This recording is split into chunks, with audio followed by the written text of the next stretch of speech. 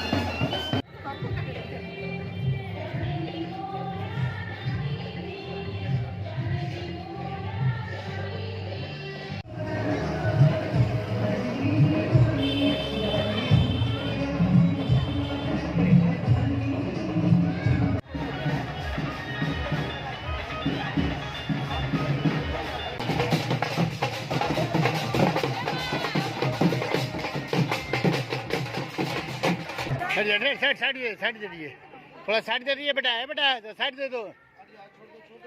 Side दे दीजिए थोड़ा, अरे साइड दे दीजिए।